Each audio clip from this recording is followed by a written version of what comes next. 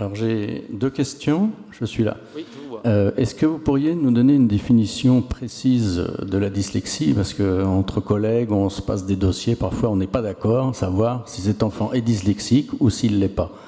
Juste ça. Et la deuxième question, vous parlez de troubles neurodéveloppementaux, et comment se fait-il que beaucoup de centres de référence soient dans des services de psychiatrie, de pédopsychiatrie, les centres de référence des troubles du langage? Ça paraît antinomique si c'est un trouble neurodéveloppemental. Je commencerai par la deuxième partie de la question. Non, je ne crois pas que ça soit antinomique, dans la mesure où un grand nombre de pathologies prises en charge par nos collègues psychiatres sont neurodéveloppementales, et les psychiatres s'occupent à la fois des patients schizophrènes et des patients autistes. Donc je ne suis pas choqué par cela, bien au contraire. Et je crois que, sincèrement, il y a entre les neuropédiatres et les pédopsychiatres, je vais parler des pédopsychiatres, puisqu'on est dans une assemblée qui parle de l'enfant, il y a des liens et des thématiques de recherche de plus en plus transversales. Je mène moi-même à Toulouse des travaux avec mes collègues pédopsychiatres sur l'autisme et les associations avec des troubles donc, que je connais mieux qu'eux, donc on s'entraide, non, il n'y a aucun souci par rapport à ça. La deuxième chose, la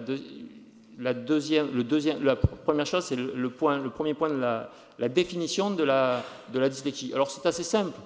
C'est un enfant qui est normalement intelligent, qui n'a pas de pathologie neurologique, c'est-à-dire qu'on n'est pas dans une situation de trouble acquis, il n'est pas cérébro-lésé avec un événement X ou Y qui soit survenu pendant son enfance, et qui va développer une difficulté d'apprentissage de la lecture, donc qui va être évalué. On va évaluer ses capacités de lecture avec des tests qui vont montrer qu'elle est significative sur des tests qui ont été normés et étalonnés, et qui concerne, la dyslexie concerne, je vous l'ai dit, la reconnaissance des mots. Donc en gros, il faut leur faire lire des listes de mots, et en particulier de non-mots et de mots irréguliers, pour pouvoir ensuite affirmer que nous soyons dans cette situation.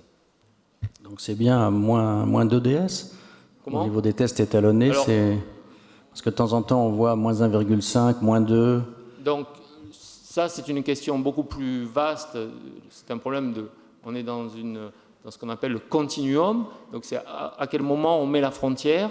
Alors si on est scientifique, donc, et que je suis dans un programme de recherche, comme ça m'arrive régulièrement, généralement on met la frontière à moins 1,65 DS pour être précis, ou inférieur au 5e percentile.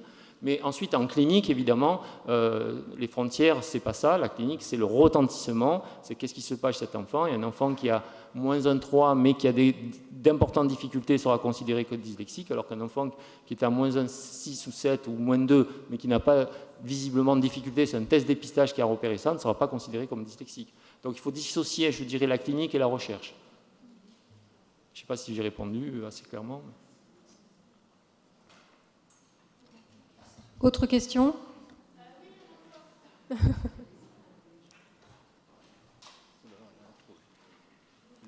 Oui, une question. Je peux en faire qu'une. Alors, j'ai tiré au hasard, je peux en faire qu'une. Que pensez-vous des études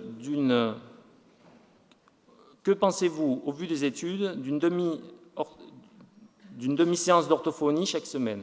D'une demi-heure d'orthophonie par semaine. Efficacité non prouvée, point d'interrogation. Alors, ce n'est pas tellement ça. C'est-à-dire que ce que je pense, c'est qu'aujourd'hui, on sait ce qui marche mieux d'un point de vue scientifique. On a du mal à le mettre en application à cause des problèmes humains et matériels. C'est-à-dire qu'effectivement, on sait que ce qui marche mieux, c'est peut-être mieux prendre l'enfant en charge 4 à 5 fois par semaine par un temps assez court, plutôt que d'étaler dans le temps une séance relativement espacée. Malheureusement, sauf si après vous êtes des régions très riches, les orthophonistes ne peuvent pas proposer ce type de prise en charge. Voilà.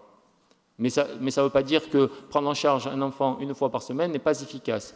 Simplement, je pense personnellement qu'il faudrait des études pour effectivement montrer que la prise en charge d'une séance par semaine est efficace ou pas, puisque à ce jour, ça par contre, ça n'a pas été fait.